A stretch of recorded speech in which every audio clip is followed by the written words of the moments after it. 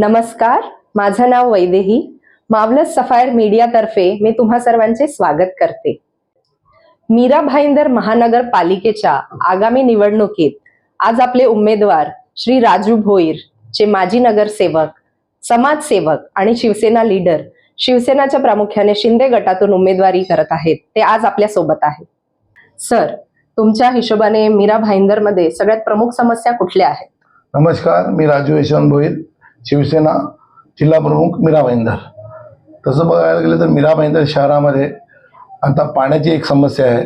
त्याच्या व्यतिरिक्त मुलांना शाळेची समस्या आहे आणि बाकीचे जे काय समस्याचा असं वाटत नाही. परंतु आमचे परिवहन मंत्री प्रताप सरनाईक यांनी जे मागच्या 3 वर्षापासून शहरामध्ये जे डेव्हलपमेंटचं काम केलेलं आहे, त्याच्यामध्ये त्यांनी सर्व रस्ते सिमेंट कॉन्क्रीट करण्यासाठी 1800 कोटीचा निधी आणलेला. आता पुढच्या कॅबिनेटच्या मीटिंगमध्ये त्यांनी ऐलान केलेलं आहे की 450 करोड रुपये अतिरिक्त सिमेंट कॉन्क्रीटसाठी त्यांनी पैसे सँक्शन केले. म्हणजे जी रस्त्याची समस्या आहे ती मीरा भाईंदर शहरामध्ये जास्तीत जास्त सुटणार आहे. आणि बाकी पाण्याची जी समस्या आहे शहरामध्ये बऱ्याच वर्षापासून आहे, कारण लोकसंख्या भरपूर वाढलेली आहे आणि शहर देखील झपाट्याने वाढत आहे. परंतु जे सूर्या डॅमचं पाणी आहे ते येण्यासाठी मला वाटतं काहीतरी 5-6 महिने अजून अवधी आहे. खरं म्हणजे ते पाणी 1 वर्ष आधी आमच्या शहराला मिळायला हवं होतं, परंतु काही कारणास्तव आणि काही इकडच्या स्थानिक नेत्यांच्या अडचणीमुळे हा पाणी येण्यासाठी थोडासा विलंब झाला. परंतु आम्ही वारंवार ते पाठपुरावा करतोय शिवसेना पक्षातर्फे आणि लवकरात लवकर मीरा भाईंदरच्या लोकांसाठी जी पाण्याची मोठी समस्या आहे ती आम्ही सोडवण्याचा प्रयत्न करणार आहोत. सर, पाणी व्यतिरिक्त विकासासाठी आपले युवक आणि महिला गट यांच्या सक्षमीकरणासाठी तुमचे काय उपक्रम असतील? महिला सक्षमीकरण करण्यासाठी लाडके आमचे मुख्यमंत्री त्यावेळेचे आणि आताचे उपमुख्यमंत्री एकनाथ शिंदे साहेब यांनी जी योजना लाडकी बहीण योजना जी आणलेली, ती योजना आम्ही पूर्ण मीरा भाईंदर शहरामध्ये जास्तीत जास्त लाडक्या बहिणीपर्यंत पोहोचवली आणि त्याचा लाभ सर्व महिला मीरा भाईंदर शहरामध्ये घेत आहेत आणि सर्वांना महिन्याचे 1,500 रुपये त्यांच्या अकाउंटमध्ये येत आहेत.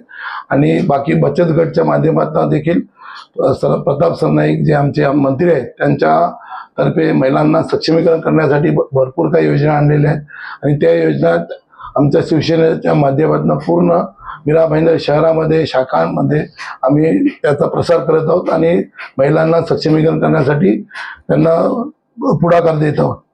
आणि जर आपण विकासाची अजून बाब केली तर स्मार्ट सिटी नावाची योजना ही पंतप्रधानांनी प्रामुख्याने पुढे नेण्याचा प्रयत्न केला. त्या योजनांतर्फे त्या संदर्भात मीरा भाईंदरच्या काही उपक्रम तुम्ही सांगू शकाल का? असं आहे की आमच्या परिवहन मंत्र्यांनी एक स्लोगन दिलेले आहे, सपनों का शहर मीरा भाईंदर. कारण त्यांनी हे शहर स्मार्ट सिटी करण्यासाठी मागील 3 वर्षामध्ये कोणीही नगरसेवक न तो बॉडी नव्हती, तरी पण त्यांनी शासनाकडनं भरपूर निधी आणला. जास्तीत जास्त निधी आणून मीरा भाईंदर शहरामध्ये जे कधी कोणी विचार देखील केला नसेल असं नाट्यगृह लता मंगेशकरच्या नावाने बनवलेलं आहे. बालासाहेब कलादालन, जे मला वाटतं इतिहासात त्याचं नाव राहील, कारण ते मीरा भाईंदर शहराची शान आहे. आणि अशा अनेक त्यांनी मोठ्या मोठ्या वास्तू या शहरामध्ये बनवलेल्या आहेत. सर्व समाजासाठी समाज भवन, त्यांचे समाजाचे भवन असे बनवलेले आहेत आणि बरंच काही त्यांच्या विजनमध्ये आहे डेव्हलपमेंट करण्यासाठी. तर मला वाटतं की येणाऱ्या टायमाला शहरात लोकांनी जर शिवसेनेला सपोर्ट केला तर आम्ही ह्या मीरा भाईंदर शहराचा कायापालट करू आणि नक्कीच स्मार्ट सिटी बनवू. आशा करते ते हो. धन्यवाद. आणि आगामी निवडणुकीत तुमच्या गटाचे काय प्रमुख भूमिका असतील आणि मुख्यमंत्री शिंदेजींचा त्यात कसा वाटा असेल आणि तसा तुम्हाला कसा फायदा होईल? बघा, शिंदे साहेबांचा तर आम्हाला वेळोवेळी सपोर्ट असतो, त्यांच्याबरोबर सरनाईक साहेबांचा सपोर्ट असतो. पूर्ण मीरा भाईंदर शहरामध्ये आमचे संघटन बऱ्यापैकी आणि मजबूतीने आम्ही संघटन तयार केलेलं आहे.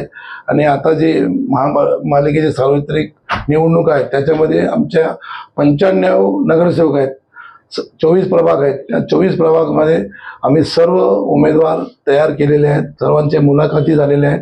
मला वाटतं 450-500 लोकांनी इच्छुक फॉर्म घेऊन मुलाखत दिलेली आहे. आता 95 लोकांची आम्ही जवळपास निवड केलेली आहे. परंतु येणाऱ्या टायमाला काय आदेश येतो पक्षातर्फे युती होणार आहे की नाही होणार आहे, आम्ही नाही झाली तर आम्ही 95 नगरसेवक ताकदीने उतरवू आणि मीरा भाईंदरमध्ये जास्तीत जास्त आमच्या पक्षाचे उमेदवार निवडून आणू आणि मीरा भाईंदर महानगरपालिकेवर शिवसेनेचा भगवा फडकवू. आणि हे फडकवण्यासाठी आमचे परिवहन मंत्री प्रताप सरनाईक सर्व प्रभागामध्ये आता फिरत आहेत. लोकांच्या समस्या जाणून घेत आहेत. तिथे काय असेल ते काम करून देत आहेत. म्हणजे आणि जास्तीत जास्त लोक आमच्या पक्षात समाविष्ट देखील झाले. सर्व समाजाचे, Marwari, Gujarati, south Indian, Catholic असू द्या, मुस्लिम असू द्या, मराठी तर आहेतच आहेत. असे सर्व समाजाचे लोक आमच्या पक्षात सामील झालेले आहेत आणि आमची ताकद वाढलेली आहे. आणि आम्ही नक्की या टायमाला मीरा भाईंदरमध्ये जास्तीत जास्त आमचे नगरसेवक निवडून आणू. पुढच्या आगामी निवडणुकीत विरोधकांचे जे प्रश्न आहेत त्यांना तुम्ही समोरे कसे जाणार? बघा, आता विरोधकांचे प्रश्न तसे आम्ही काही ठेवलेलेच नाही. फक्त मी आधीच बोललो आपल्याला की मीरा भाईंदर शहरासाठी एक समस्या पाण्याची आहे. ते देखील सूर्या धरणामधून जे पाणी पुढच्या 6 महिन्यात शहराला मिळणारच आहे, ते पाणी आणण्यासाठी आम्ही लगातार 3 वेळेस मीरा भाईंदरचे पत्रकार सर्व बस भरून घेऊन गेलो आणि त्यांना पूर्ण तिकडची पाहणी केली आणि काम कुठपर्यंत आलेलं आहे त्याची प्रत्यक्ष पाहणी करून त्याची माहिती पूर्ण शहरासाठी पोचवलेली आहे. आणि तो पाणी येण्याची शक्यता आहेच, ती एक समस्या आहे. आणि बाकी तर मॅडम आमचे प्रताप सरनाईक जे काम केलेलं आहे ते पूर्ण लोकांपर्यंत आहे आणि त्यांच्या सहकार्यानेच आमच्या मीरा भाईंदर शहरामध्ये आम्ही पुढे जाणार आहोत. हा शेवटचा प्रश्न. नागरिकांच्या समस्या तर त्यांचं निराकरण कदाचित पुढच्या 5 वर्षात 50 वर्षात जेव्हा होईल, तर त्यांच्या तक्रारी ऐकण्यासाठी तुमची काय योजना असेल आणि तुमचा काय संदेश असेल येणाऱ्या इलेक्शनसाठी? तक्रारी जाणून घेण्यासाठी आमच्या ठिकठिकाणी शाखा आहेत. शाखेच्या माध्यमातून लोकांच्या आम्ही तक्रारी सोडवतो. तसेच आमचे एक संपर्क कार्यालय आहे. त्या कार्यालयात मला वाटतं सकाळी 8 ते संध्याकाळी 10 वाजेपर्यंत चालू असतं. त्या संपर्क ऑफिसमध्ये लोकांचे वेगवेगळे जे काही प्रश्न येतात ते आम्ही सोडवण्याचा प्रयत्न करतो. आणि राहिला भाग आता माझ्या प्रभागावर येतो मी. माझा 16 नंबरचा प्रभाग आहे. आम्ही मागच्या 2017ला देखील आम्ही निवडून आलेलो आणि हा प्रभाग तसा पूर्ण बिल्डिंगने व्यापलेला आहे. ह्याच्यामध्ये झोपडपट्टी नाही आहे, फक्त पेनकरपाडा आहे, तो गाव एरिया आहे.